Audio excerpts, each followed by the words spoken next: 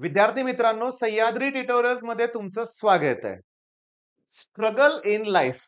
खरोखर ना आयुष्यात ना स्ट्रगल हा आहेच. अशा एका व्यक्तीचं नाव मला सांगा, की काहीही त्यानं स्ट्रगल केलेला नाहीये, पण तो आज मिलिनियर, बिलिनियर आहे. चला ठीक आहे. आपल्या देशात ना 2 व्यक्तींची नावं ना पटकन येतात. अंबानी आणि दुसरं अडाणी. ही नावं तुम्ही सारखीच ऐकताय, बरोबर आहे? मला सांगा धीरूभाई अंबानींचंच उदाहरण घेऊया. त्यांनी आयुष्यात प्रचंड स्ट्रगल केलाय. तुम्ही गुरु पिक्चर बघितला असेल. एक्स्ट्राऑर्डिनरी पिक्चर आहे लक्षात घ्या.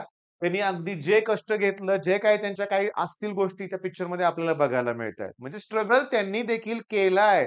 मग तेव्हा आणि ठीक आहे मुकेश अंबानी. स्ट्रगल आहेच. ओके, असं आरामात चला ठीक आहे, ओके, आता आरामात राहायचंय असं आहे का? नाही. काही ना काहीतरी नवीन गोष्टी आहेत. त्या धडपड चाललीच आहे प्रत्येकाची. म्हणजे एक गोष्ट क्लिअर झालेली आहे, की स्ट्रगल शिवाय काहीही मिळणार नाहीये. तर आपलं स्टुडंट लाईफ 10वी पर्यंत मी तुम्हाला नेहमी सांगत आलोय, ईझी सगळं आहे. चांगलं लाईफ आपण जगलो 10वी पर्यंत. आपलं कौतुक झालं नेहमी हुशार विद्यार्थी म्हणून. 11th-12th मध्ये आपल्याला कळालं, की आपण कुठेतरी गडबड होते. 10वी जसं आरामात सगळं चाललं होतं ना 10वी पर्यंत, तसं होत नाहीये हे लक्षात आलं. दुसरी महत्वाची गोष्ट, आणखीन एक मोठा प्रॉब्लेम बघा, 10वी ला 90+ पर्सेंटेज आणि 12th स्टँडर्डमध्ये एम-एच-टी, सी-ई-टी मध्ये पर्सेंटाइल जे आहे ते 20 पेक्षाही कमी. अशी ना हजारो मुलं आहेत. त्यांच्या समोरच्या समस्या तर वेगळ्याच आहेत. काय समस्या 2 मिनिटात डिस्कस करूया आपण आणि त्याच्यावर सोल्युशन पण शोधूया आपण. या व्हिडिओमध्ये आपल्याला फक्त रिपीटर्स बद्दलच बोलायचं आहे असं नाहीये. आपण ओव्हरऑल डिस्कशन करणार आहोत आणि शेवटी काय करायचंय, की जेणेकरून आपल्याकडं सगळा समाज, जग हे यशस्वी, एक सक्सेसफुल पर्सन म्हणून बघेल याचा विचार आपल्याला करायचा आहे. तो प्लॅन आपल्याला या व्हिडिओत करायचा आहे. ओके, बघा, मी काय सांगतोय, जेव्हा ही मुलं रिपीट करायचं ठरवतायत, तेव्हा पहिला त्यांच्यासमोर ज्या अडचणीतला जो डोंगर असतो, त्यातली पहिली अडचण असते, की रिलेटिव्हज, मित्र, त्यांचे आणखीन पालक, इतर मित्रांचे म्हणूया आपण. ते तुम्हाला विचारणारच, की झालं काय? का असं झालं? का तू रिपीट करतोय? मग प्रत्येक वेळा त्यांच्या प्रश्नांची उत्तरही द्यावी लागणार आहेत. काही वेळेस टोमणे मारले जाणार आहेत. बऱ्याचशा गोष्टी होणार आहेत. बरं, याला फेस करून दुसरा प्रॉब्लेम काय? एक कन्सिस्टन्सी मेंटेन करावी लागणार आहे. कन्सिस्टन्सी म्हणूया आपण. अभ्यासातलं सातत्य ठेवावं लागणार आहे. राहत नाही बरं का. रिपीटरच्या बाबतीत माझा मोठा अनुभव आहे. काय आहे गेली 4 वर्ष बघतोय YouTubeमुळं माझ्याकडं दरवर्षी ना रिपीटर्स मुलं येतायत. त्यातली सांगू का बरीचशी मुलं सक्सेसफुल होतायत. माझ्याकडे असं एक्झाम्पल आहे, की रिपीटर्सनं 99.94 पर्सेंटाइल मिळवलंय. 99.5 पर्यंत आहेत. ओके. पी-आय-सी-टी, सी-ओ-ई-पी मध्ये स्टुडंट आहेत. व्ही-आय-टी मध्ये, पी-सी-सी-ओ मध्ये स्टुडंट आहेत, की ज्यांनी रिपीट केलं होतं. पण खरोखर त्यांनी प्रामाणिकपणे कष्ट घेतलं होतं. यावर्षी माझ्याकडे एक 2 ते 3 रिपीटर मुलं आहेत.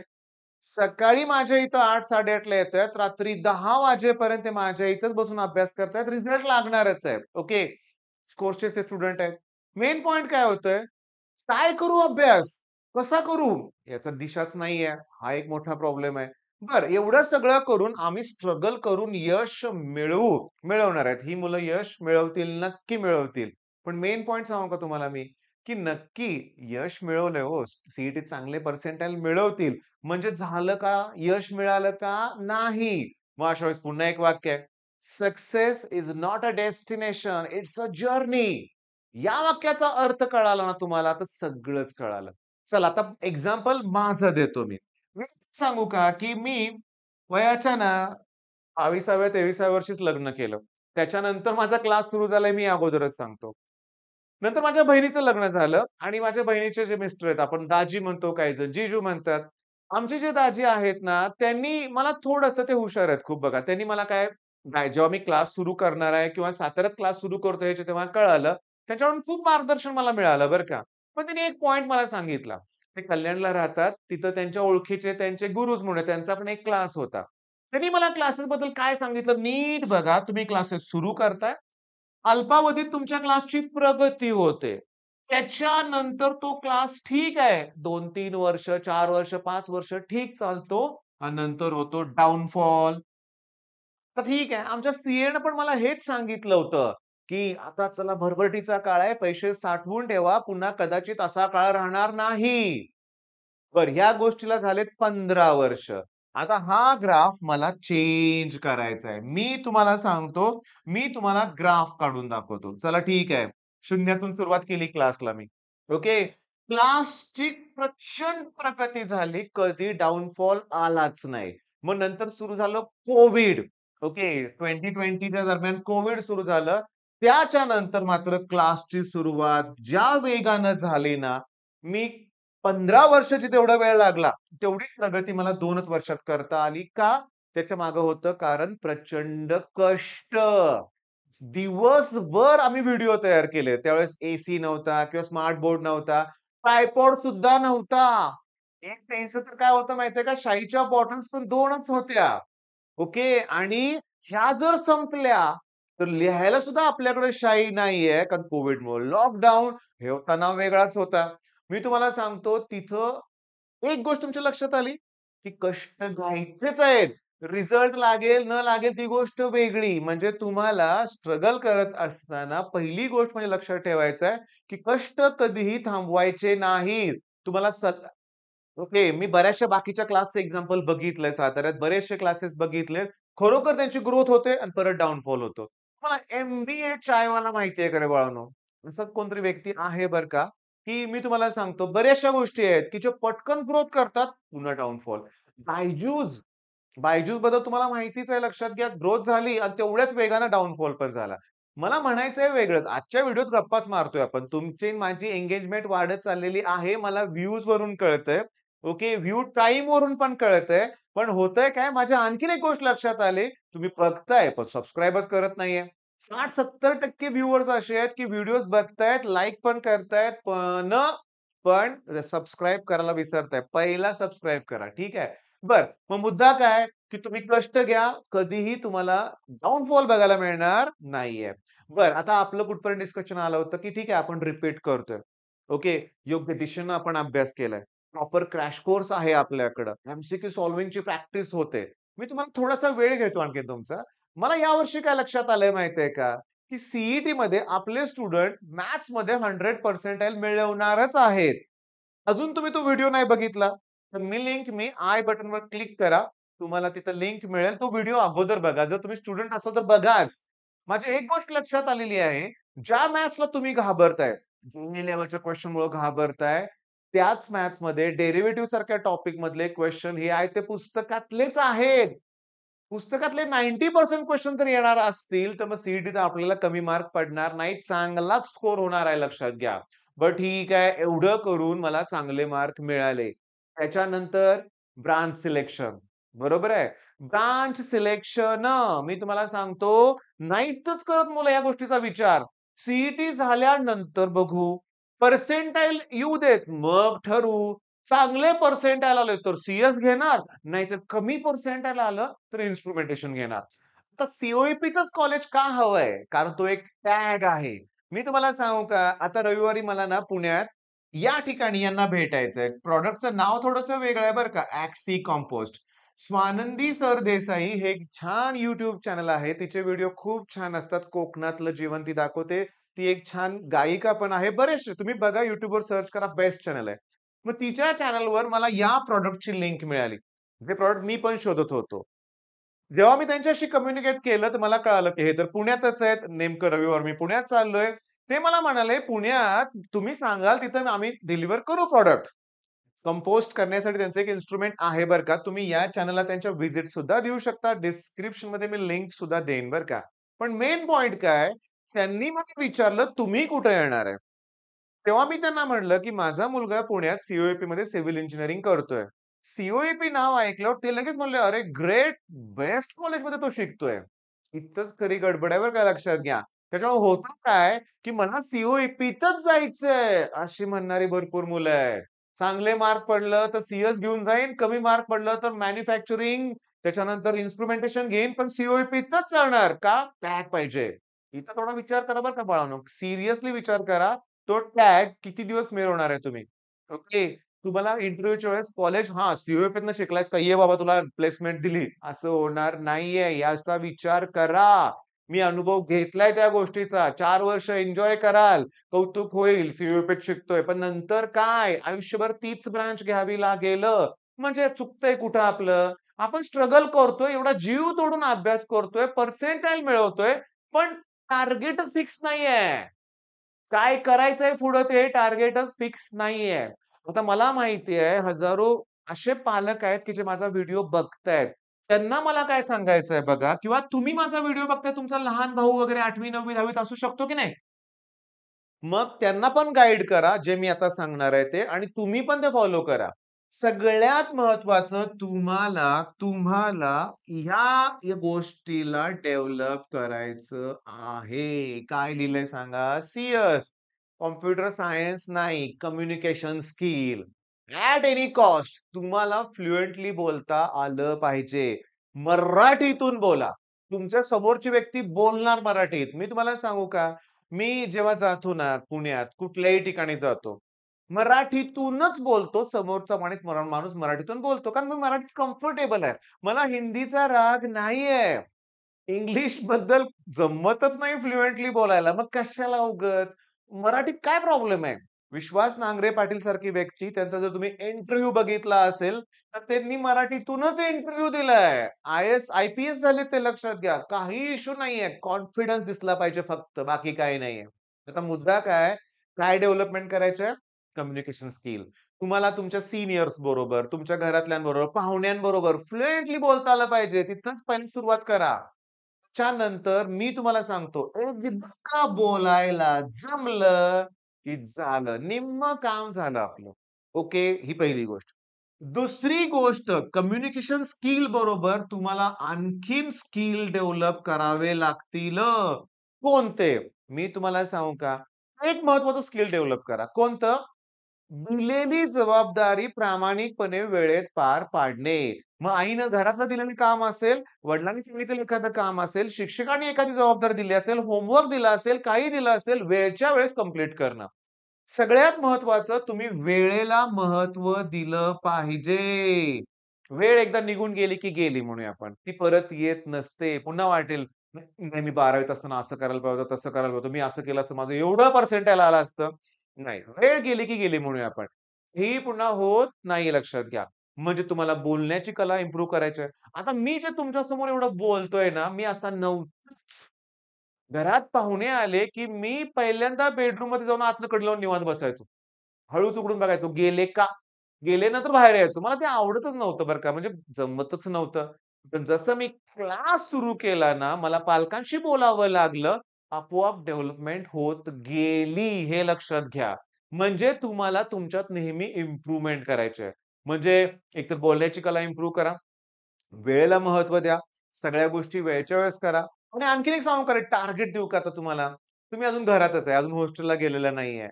एक गोष्ट करा रे बाळांनो, की घरात आई आहे ना घरात, तिला हेल्प करा. एक दिवस म्हणा आईला राहू दे, मी करतो सगळं आणि तेव्हा तुमच्या लक्षात येईल, की घरात आई तिचं केवढं एखादं घर सांभाळणं म्हणजे किती अवघड काम आहे. जबाबदारी घेऊन तर बघा.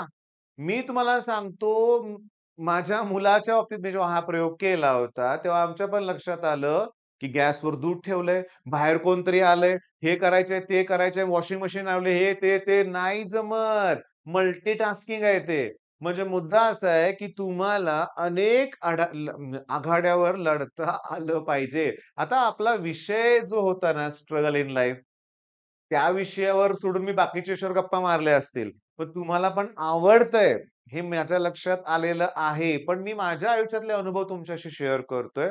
माझी इच्छा एकच आहे, की मी ज्या चुका केल्या त्या तुम्हाला करून देणार नाहीये आणि तुम्हाला करायच्या पण नाहीयेत त्या चुका.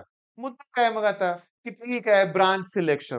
ब्रांच सिलेक्शन तुम्ही जर समजा सी-एसचंच केलं, ऑब्व्हियसली स्कोप त्यालाच आहे. तुम्ही सी-एसच करणार आहे मला माहिती आहे. मग त्यानंतर काय केलं पाहिजे? माझी एक स्टुडंट आहे, जस्ट 10th पास आउट आहे. 94-95% मार्क पडलेत, पण एक्स्ट्राऑर्डिनरी आहे. तुम्ही म्हणाल असं का बोलताय? कारण 94-95 म्हणजे आजच्या काळात कमीच मार्क आहेत. कारण 97, 98, 99% ची मुलं आहेत. पण तिच्यात काय वेगळेपण आहे मी तुम्हाला सांगतो. 10वी जशी एक्झाम झाली, तसं तिनं सी-एसमध्येच करियर करायचंय ना, मग तिनं अगोदरच कॉम्प्युटरचे त्या टाइपचे कोर्सेस जॉइन केलेत. तिनं एम-एस-सी-आय-टीचा कोर्स नाही लावला. ती लँग्वेज तुमचे काय असतील कोडिंग, जावा, पायथॉन मला जास्त माहिती नाहीये, पण त्या टाइपचे कोर्सेस तिने जॉइन केलेत आणि ती म्हणते काय, की इंजिनिअरिंगमध्ये तेच शिकायचं आहे. इंजिनिअरिंगमध्ये तेच शिकायचं आहे. पुन्हा जॉब पण त्याच फील्डमध्ये जायचं आहे. मग 11वी-12वी ची 2 वर्ष का वाया घालवायची? मग मी तुम्हाला सांगू का, तिच्यासारख्या स्टुडंटचा प्लॅनच वेगळा आहे. ती काय म्हणते, की सी तयारी करणार आहे. ओके, सी पण ती चांगले मार्क मिळवेल. पण तिचा हट्ट बिलकुलच नाही आहे, की टॉपचं कॉलेज पाहिजे. तिचं म्हणणं एकच आहे, साताऱ्यातल्या के शिकून टॉपचं प्लेसमेंट ती मिळवून दाखवणार. आणि का नाही मिळवणार? कारण 6 वर्षात केवढी इम्प्रूव्हमेंट तिच्यात झालेली असणार आहे. ती 11वी पासूनच कोर्सेस सगळे करणार आहे.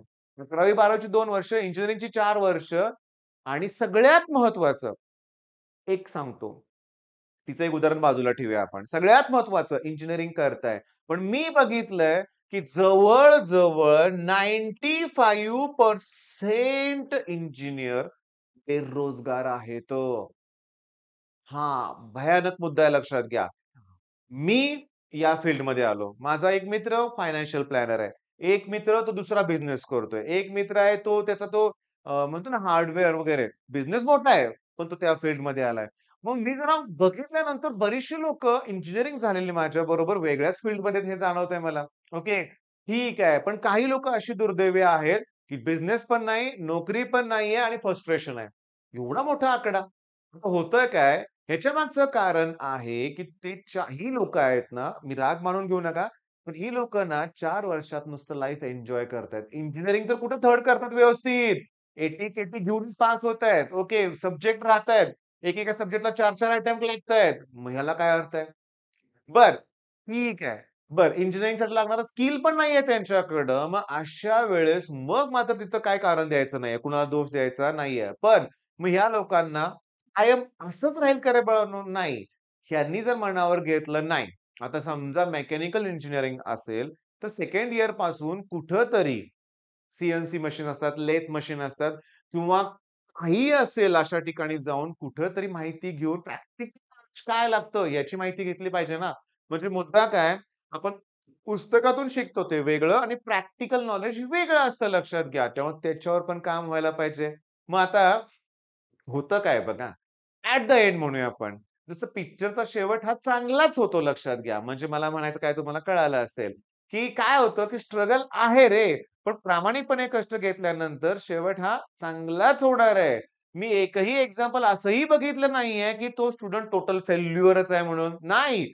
माझ्या एका स्टुडंटचं नाव न घेता उदाहरण देतो. माझ्या भावाबरोबरच त्याची 12वी झाली. ओके.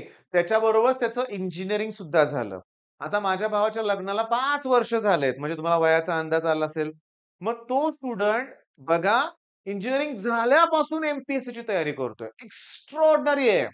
जेव्हा 7, 8, 9 वर्ष झाली तो एम-पी-एस-सीचीच तयारी करत होता.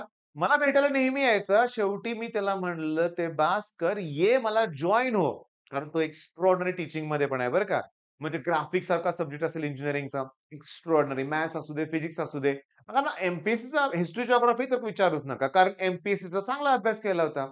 मग मी त्याला म्हणायचो, "ते सोड आणि जॉइन." तो म्हणायचा, "नाही सर, मी करणार आहे प्रयत्न." पण सांगू का? गेल्या वर्षी त्याचं सिलेक्शन झालं. त्याला चांगली पोस्ट मिळाली आणि गंमत सांगू का? ती पोस्ट मिळून तिचं ट्रेनिंग वगैरे सुरू झालं. तोपर्यंत त्याने एक एक्झाम दिली होती. साठीची बहुतेक होती. त्यात तर तो महाराष्ट्रात पहिला आलाय. म्हणजे बघा ना, स्ट्रगल केला त्यानं. 10 वर्ष स्ट्रगल केला. आता अशी कंडिशन आहे मी तुम्हाला सांगू का? कुठली पण एक्झाम त्यानं दिली, कॉम्पिटिटिव्ह एक्झाम तो आरामात क्रॅक करू शकतोय. झालंय. त्याला जी पहिली पोस्ट मिळाली ना, त्याने तीच कंटिन्यू केली आणि जी ज्याला तलाठीची पोस्ट मिळत होती, महाराष्ट्रात पहिला म्हणल्यावर त्यालाच मिळणार होती. त्यानं प्रॉपर लेटर दिलं आणि त्याच्यानंतर म्हणजे घेतली नाही ती पण पोस्ट त्यानं. त्यानं क्लिअरली सांगितलं असतं ना वेटिंग लिस्टमध्ये जो येईल त्याला ती पोस्ट देण्यात यावी. कारण त्याला माहिती आहे एक-एक मार्कासाठी पोस्ट गेल्यावर दुःख काय असतं ते. देन काय यश मिळालं हो, मिळालं. त्यामुळे तुम्ही पण सांगतो ॲज अ विद्यार्थी कुठल्याच गोष्टीचा विचार करू नका, चुकीचा हार मानू नका. जगात सगळ्यात चुकीच्याच गोष्टी घडतायत. आता अशी पण एक न्यूज तुम्ही ऐकली असेल, एक आय-ए-एस ऑफिसर आहे, की तिचे वडील पण आय-ए-एस ऑफिसर, आजोबा पण आय-ए-एस ऑफिसर, तरी देखील आरक्षणाचा लाभ घेऊन ती देखील आय-ए-एस ऑफिसर झाली. त्यातही आणखीन तिनं काय केलं, की स्वतःला फिजिकली हँडिकॅप दाखवलंय. मी आता नाव न घेणार नाही, पण तुम्ही माहीत असेल तर कमेंटमध्ये बघा आणि YouTubeवर सर्च करा. सगळ्या भारतातल्या चॅनलवर एकूण एक न्यूज चॅनलवर तिची न्यूज आलेली आहे. तर तिनं ते पण केलं. ओके. बघा फिजिकली हँडिकॅप दाखवलंय, मेंटली डिसऑर्डर काहीतरी दाखवलंय. या सगळ्या गोष्टीचा वापर करून पोस्ट मिळवलेले आहे. मिळवले ते मिळवले आणि त्याच्यानंतर पुण्यात पोस्ट मिळवलेली आहे. त्याच्यानंतर तिथं सुद्धा चुकीच्या गोष्टी घडलेल्या आहेत. मग जगात सगळ्या असल्या चुकीच्या गोष्टी दिसतात आपल्याला. ओके. लोकं पैसे देऊन अधिकारी होतायत. ओके. पेपर फोडले जातायत. मग याचा अर्थ आपण हे नाहीच करायचं का? म्हणजे कुठला अभ्यास सोडून द्यायचा का? नाही. आपला प्रामाणिक प्रयत्न थांबवायचा नाही. ह्या लोकांना गैरमार्गाने काय करायचं ते करू दे. मी तर अशी एक न्यूज बघितली बरं का, की एक नेता कोणतरी कुठल्यातरी पक्षाचा आहे. त्यांच्याकडे रिपोर्ट्स वाचून दाखवत होते आणि त्यांनी सांगितलं, की एक शासकीय अधिकारी आहेत, की त्यांच्याकडे 3,000 कोटीची मालमत्ता आहे. 3,000 कोटी. लक्ष द्यायचं नाहीये असल्या गोष्टीकडे. आपला आपण प्रामाणिकपणे प्रयत्न करत राहायचं.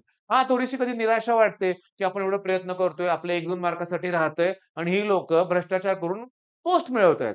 मिळवू देत. आपण आपला प्रामाणिक प्रयत्न कधी सोडायचा नाहीये. हे मला व्हिडिओच्या शेवटी तुम्हाला सांगायचं होतं. बरं, गप्पा मारतोयच आपण. तुमचं काय चाललंय मला सांगा? आपले कॅप राउंड केव्हा स्टार्ट होणार आहेत? पुढं पोस्टपोन झालेत हे तुम्हाला कळालंच असेल. पण कॅप राउंड पुढं-पुढं जातायत. तुम्ही रिलॅक्स राहू नका. एक्झाम होऊन बरेच दिवस झालेत. अभ्यास करा मी नेहमी सांगत आलोय. आणि तुम्हाला जर रिपीटच करायचं असेल, रिपीट करायचंच हे तुमचं डिसिजन असेल, तर मी नंबर देतोय खाली. त्या नंबरवर नक्की कॉल करा. मी तुम्हाला गाईड करू. सगळ्या प्रश्नांची उत्तरं देऊ. या शनिवारी, रविवारी मी खास 2 दिवस रेस्ट ऑफलाईनमधून सुट्टी घेणार आहे आणि तुमचे कॉल रिसीव्ह करणार आहे. ओके. मग हा व्हिडिओ थांबवतोय तर मी. All the best.